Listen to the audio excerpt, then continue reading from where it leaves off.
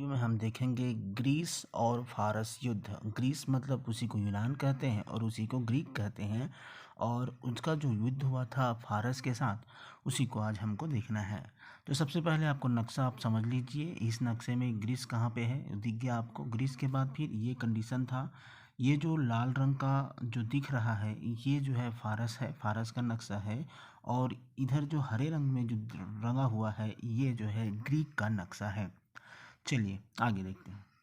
Greece फारस युद्ध, इसकी पृष्ठभूमि और कारण को जानने का हम प्रयास करेंगे। फारस का विस्तार। फारस जो राजा था जिसका नाम था डेरियस फर्स्ट, डेरियस प्रथम के नेतृत्व में फारस साम्राज्य ने पश्चिम की ओर ग्रीस में विस्तार करने की कोशिश की। कहाँ ये विस्तार करना चाह रहा है? ग्रीस में, जिसका लक्ष्य ग्रीक शहर राज्यों को अपने नियंत्रण में लाना था। इनका काम ये था कि हम ग्रीक पर नियंत्रण करेंगे। आयोनियन विद्रोह हुआ। फारसी साम्राज्य का हिस्सा एशिया माइनर में यूनानी शहर राज्यों के एथेंस और इरेट्रिया के समर्थन में फारसी शासन के खिलाफ विद्रोह किया गया। यहाँ क्या हुआ? आयोनियन में एक विद्रोह हुआ। वहाँ हुआ था, वो आता था फारसी साम्राज्य के अंतर्गत। इस फारसी साम्राज्य में एशिया माइनर में यूनानी शहर राज्यों ने एथेंस और इरेट्रिया के समर्थन में क्या किया? विद्रोह किया। कहाँ रह रहे हैं? फारस में रह रहे हैं। और किसके समर्थन में वो काम कर रहे हैं? ग्रीक के समर्थन में, जिसके कारण से भी एक इसका एक क्या बना? एक कारण बना। एथेनियन हस्तक्षेप। अब एथेनियन में क्या हो रहा है? वही एथेनियन की बात है। एथेंस ने आयोनियन यूनानियों की सहायता के लिए जहाज भेजे, जिससे डेरियस क्रोधित हो गया, जिसने अब इसे अपने हस्तक्षेप माना और एथेंस और एरिट्रिया से बदला लेने की कसम खाई। आप मानचित्र के माध्यम से समझने का प्रयास कीजिए। ये जो है आपका फारस का क्षेत्र है। इस फारस के क्षेत्र ने यहाँ पर क्या किया? विस्तार करना चाहा। अब विस्तार करना चाहा तो इसका राजा था डेरियस। अब वो डेरियस यहाँ पे विस्तार करना चाह रहा है, ठीक है। अब आयोनियन नाम का यहीं कहीं पे जगह है। इस आयोनियन में क्या होता है? विद्रोह होता है। तो उस विद्रोह में किसके समर्थन में होता है? ग्रीस के समर्थन में, जिसके कारण से ये बदला लेना चाहा। और यहाँ के लोगों का सहायता किया किसने? जहाज भेजा। किसने भेजा? ग्रीक के राजा ने भेजा, जिसके कारण से मनमुटाव यहाँ से फिर क्या हो जाता है? स्टार्ट हो जाता है। ठीक है, ये हो गया पृष्ठभूमि और कारण ग्रीस और फारस के युद्ध का। अब होता है पहला आक्रमण, 490 ईसा पूर्व में होता है। इसमें सबसे पहले मैराथन की लड़ाई होती है। मैराथन एक जगह का नाम है। उस मैराथन में डेरियस के नेतृत्व में फारसी सेना भेजी गई और एथेंस के उत्तर पूर्व में मैराथन में ये फारसी सेना जो है उतरी। कहाँ उतर रही है? फिर मैराथन में हुआ। फिर यूनानी रणनीति। एथेनियन जनरल मिल्टीएड्स ने फारसी संख्यात्मक श्रेष्ठता का मुकाबला करने के लिए होप्लाइट पैदल सेना का उपयोग किया। इसने क्या किया? पैदल सेना गठन करके रखा था। तो उस पैदल सेना को उपयोग करते हुए एक साहसिक योजना, एक ज़बरदस्त प्लान बनाया, ताकि हम क्या करें? उस डेरियस के जो नेतृत्व है उसको, डेरियस की जो सेना है उसको रोक सकें। अब इसमें कौन जीत गए? इसमें जीत गए ग्रीक लोग। इसमें ग्रीक विजयी हुई। संख्या में कम होने के बावजूद ग्रीक सेनाओं ने मैराथन में निर्णायक जीत हासिल की, जिससे फारसियों को पीछे हटने के लिए मजबूर होना पड़ा। एथेंस के बाजू में आपको मिलेगा ये मैराथन का भाग। इस मैराथन के भाग में क्या हुआ? युद्ध हुआ था, जिसमें कौन जीतते हैं? ग्रीक लोग जीतते हैं। किसने आक्रमण किया? फारस ने आक्रमण किया। कब की बात है ये? 490 ईसा पूर्व की बात है। अंतर्युद्ध काल। एथेनियन प्रभुत्व। एथेंस ग्रीक में अग्रणी नौसेना शक्ति के रूप में उभरा। कौन? एथेनियन। एथेनियन जो है समुद्र से घिरा हुआ था, जिसके कारण से वह नौसेना शक्ति उभरा, जिसने फारसी खतरों का मुकाबला करने के लिए डेलियन लीग का गठन किया। किसने डेलियन लीग का गठन किया? फारसी खतरों का मुकाबला करने के लिए एथेनियन ने। अब ये एथेनियन कहाँ पे है? ये आप देखिए, जो मैराथन है, मैराथन के बाजू में आपको एथेनियल दिखेगा। मैराथन के बाजू में आपको एथेंस है, जो एथेंस है वहीं पे आपको एथेनियल यहाँ पे दिखेगा।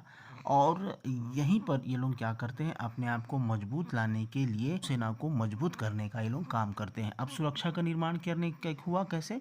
यूनानियों ने भविष्य में फारसी आक्रमण को रोकने के लिए, अब दिख रहा है कि फारसी लोग आक्रमण करेंगे, तो उन्होंने क्या किया, अपने शहरों को मजबूत किया, अपने शहरों को मजबूत किया, किलेबंदी की, अपनी नौसेना को मजबूत किया।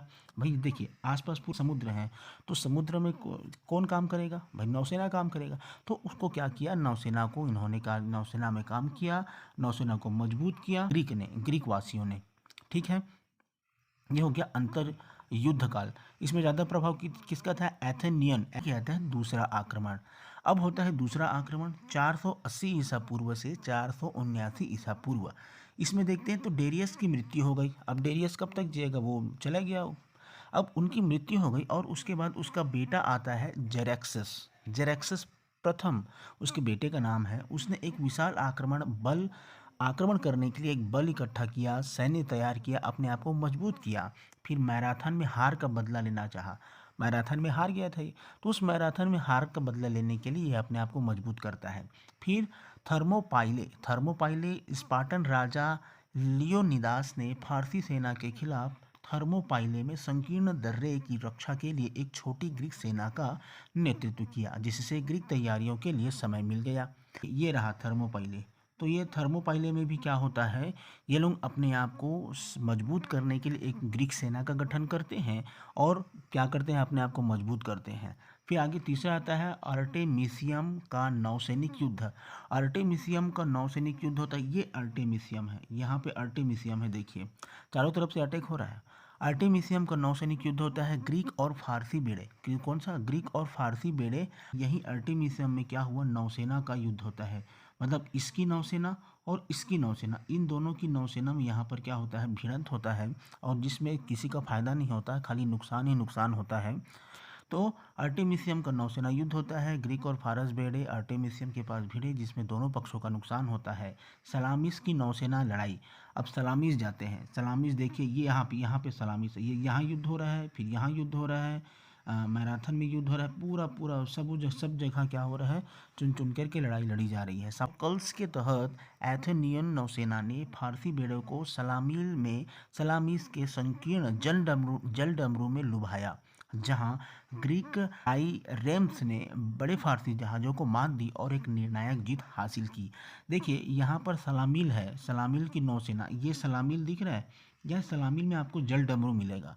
मतलब क्या है, तीनों ओर से एक साइड आपको समुद्र मिलेगा और तीनों ओर से पूरा भूभाग मिलेगा, तो उसको कहा जाता है जल डमरू।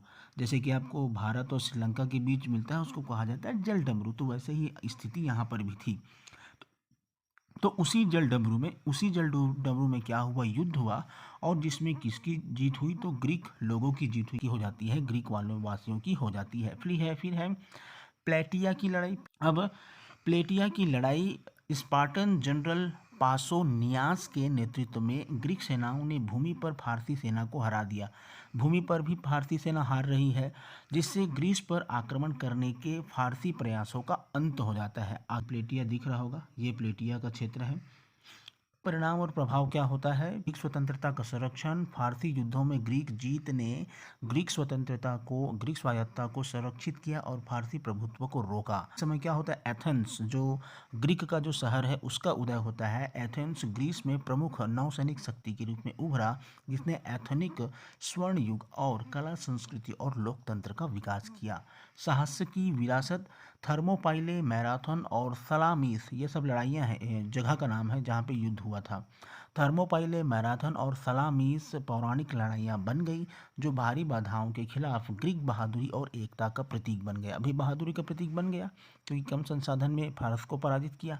दीर्घकालिक संघर्ष हुआ, ग्रीस और फारस के बीच दुश्मनी बनी रही, जिसके कारण पेलोपोनेसियन युद्ध और उसके बाद भी और भी संघर्ष हुए। देख सकते हैं सब शहरों के नाम जहाँ पर बताया गया है, थर्मोपाइले, मैथारस, मैराथन, सलामिस। ऐतिहासिक महत्व देखते हैं। ग्रीक पहचान को क्या मिला, परिभाषित करना था। फारसी युद्धों के ग्रीक पहचान को आकार देने, बाहरी खतरों के खिलाफ ग्रीक शहर राज्य के बीच एकता की भावना बढ़ा, महत्वपूर्ण भूमिका इसमें आया। सैन्य नवाचार, हॉपलाइट, फालानक्स और ट्राइप्रेम युद्धपोतों के उपयोग सहित यूनानी रणनीति और रणनीतियों ने आने वाली शताब्दियों के लिए सैन्य प्रथाओं को प्रभावित किया। सांस्कृतिक आदान प्रदान हुआ। यूनानियों और फारसियों के बीच बातचीत ने सांस्कृतिक आदान प्रदान को सुविधाजनक बनाया, जिससे दोनों सभ्यताओं में कला, साहित्य और दर्शन प्रभावित हुआ। ऐतिहासिक प्रभाव देखते हैं। फारसी युद्धों को हेरोडोटस जैसे प्राचीन इतिहासकार द्वारा बड़े पैमाने पर प्रलेखित किया गया। मतलब हेरोडोटस जानते हैं, इतिहास का पितामह कहा जाता है, जिनके काम संघर्ष और उसके परिणाम के बारे में बहुमूल्य अंतर्दृष्टि प्रदान करते हैं। ये हेरोडोटस ने इतिहास लिखा और इसी में ये सब जानकारी मिलता है। जो ऐतिहासिक प्रभाव था। निष्कर्ष देखते हैं क्या प्रभाव पड़ा। निष्कर्ष है कि फारसी आक्रमण के सामने यूनानी शहर राज्यों के लचीलेपन और दृढ़ संकल्प के प्रमाण के रूप में खड़े हो गए। संघर्षों की इन श्रृंखलाओं ने न केवल ग्रीक स्वतंत्रता की रक्षा की, बल्कि आने वाली शताब्दियों के लिए राजनीतिक, सैन्य और सांस्कृतिक विरासत को आकार देते हुए पश्चिमी सभ्यता पर भी स्थायी प्रभाव छोड़ा।